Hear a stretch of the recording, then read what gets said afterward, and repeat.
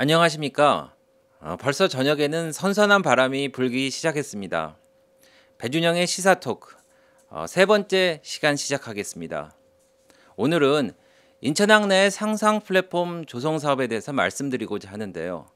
인천 신포동 앞에 인천 내항에 내년까지 만들어질 시설입니다.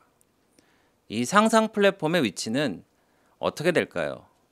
대부분의 인천 시민들은 인천 내항에 들어가 본 적도 없습니다. 도시 한복판에 있는 140만 평이나 되는 땅인데도 말이죠. 항만이 공항과 마찬가지로 세관과 출입국 관리국에서 관리하는 통제구역이기 때문입니다.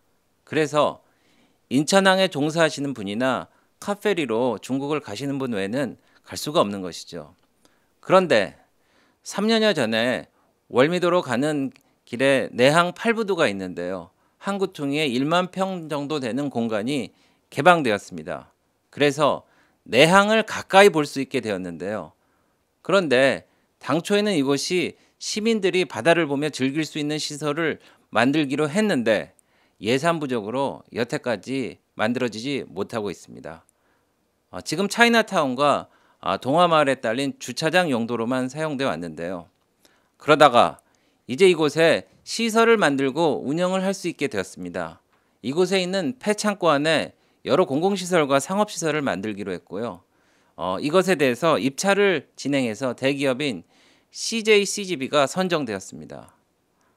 그럼 이 상상 플랫폼의 규모는 어떻게 될까요? 네, 상상 플랫폼이 들어설 이 곡물창고는 철골 구조입니다. 길이가 270m, 너비 40m인데 1만 제곱미터나 되는 거죠. 높이도 27m나 됩니다. 중간에 기둥과 벽이 없는 아시아 최대 규모의 건축물이라고 알려져 있습니다. 설탕의 원료가 되는 정제되지 않는 설탕을 상같이 쌓아 보관하는 곳인데요. 기둥과 벽이 없어야 이것을 쌓고 보관하며 포크레인 같은 장비들이 들어가서 작업할 수 있거든요. 그럼 이게 어떤 시설일까요? CJ는 연 15억 원의 임대료를 내고 20년간 상상 플랫폼을 운영하게 되는데요. 상업시설로는 영화관, 4D 체험관, 북카페, 전자오락실, 가상놀이 놀이시설, 객실, 카페, 식당, 상점을 놓기로 했고 이 공공기능시설로는 스튜디오, 공예작업실, VR랩, 필름스쿨 등을 설치할 예정입니다. 이 상업시설과 공공기능시설의 비율이 약 8대2 정도로 한다고 알려져 있습니다. 그런데 일부 시민들이 반발하고 있다고요. 인천 지역 일부 시민단체는 인천시청 앞에서 성명을 내고 시위들을 하기도 했습니다.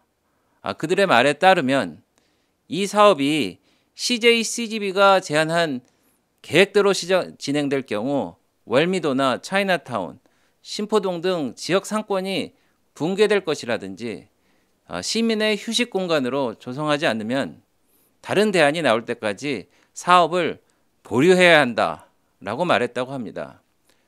특히 당초 취지와는 달리 공공기능시설보다는 수익시설을 과도하게 설치한다는 점을 문제 삼고 있습니다. 그렇다면 정부의 지원은 없는 것일까요? 지금 8부두 사업지는 인천항만공사 땅이자 시설인데요. 이곳에서 사업을 하려면 창고 땅과 이 창고 자체를 사서 개조를 해야 됩니다.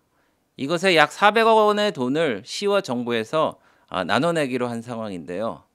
그런데 어찌 보면 인천항만공사 자체가 정부 출연 기관이기 때문에 정부의 돈이 다시 정부로 다시 들어가면서 실제로 시민들이 체감하는 정부의 지원은 미미한 상황이 되어가는 것 같습니다. 앞으로 많은 재원이 투자될 것이라는 그런 기대와 희망은 있지 구체적으로 이 사업에 쓰이도록 더 이상 확정된 예산은 없는 것으로 알려졌습니다. 이 8부두 사업은 2015년 당시 윤진숙 해양수산부 장관이 직접 내려와서 결정한 사업입니다. 그런 만큼 정부가 이 지역의 공공성 확보와 재원 조달에 책임이 있다고 보여지는데요. 그런데 정부 예산을 투여하지 않음으로써 이 사업이 자꾸 민자 사업이 되면서 당초의 사업 취지와 차이가 생긴 것도 사실입니다. 정부가 2009년도에 만든 인천 내항 항만 재개발 사업 최종 보고서에서 기본 추진 방향에 대한 전문가 대상 설문조사를 볼까요?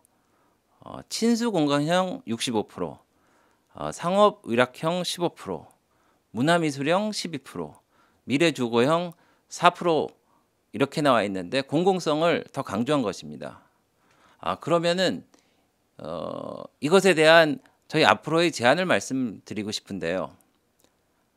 팔부두의 청사진에는 이 세 가지의 전제가 필요하다고 저희는 주장하고 있습니다. 첫 번째는 원도시가 축적한 역사, 문화와 함께 어우러져야 한다는 것인데요. 근대 건축물과 자유공원, 그리고 차이나타운 등 이 스토리가 이어져야 합니다. 천편일률적인 쇼핑몰과 같은 공간은 사절입니다. 그런 곳은 유행이 끝나면 사람들이 뚝 끊깁니다. 그래서 그 지역의 개성을 잘 드러나게 하는 발코니 같은 공간이 필요한 것입니다. 예를 들면 일본 요코하마의 미나토 미라이 21은 항만 주변의 시설 그리고 건축과 어우러지게 흰색 가까운 밝은 톤으로 했고요. 바다를 향해서는 간판이 보이지 않게 하는 배려도 했습니다. 이 두 번째는 지역과 겹치는 상업시설은 지양해야 한다는 것입니다. 내항 주변에는 이미 특색 있는 시장과 상점이 즐비하죠. 내항 주변의 신포국제시장, 동인천 지하상가 등이 나름대로 많은 관광객들을 불러 모으고 있지 않습니까? 겹치는 상업시설을 늘리면 주변과 경쟁할 수밖에 없어 주변 상권이 피폐해질 수 있다는 우려가 있습니다. 마지막으로 세 번째는 교통 여건 확충입니다. 이 시설이 생기면은 그렇지 않아도 주말에 막히는 월미도 가는 길에 혼란이 예상되는데요. 지금 월미 은하 레일이 생기면 역할을 분담할 수도 있을 텐데요. 교통 흐름과 주차 시설을 어떻게 할지 교통 영향 평가를 통해 확정하는 것도 중요하다고 봅니다. 이상으로 인천 내항의 새로운 랜드마크가 될 상상 플랫폼을 알아보았습니다. 지역 경제를 살리는 마중물 역할을 하기를 기대합니다. 끝까지 시청해 주신 시청자 여러분 감사합니다.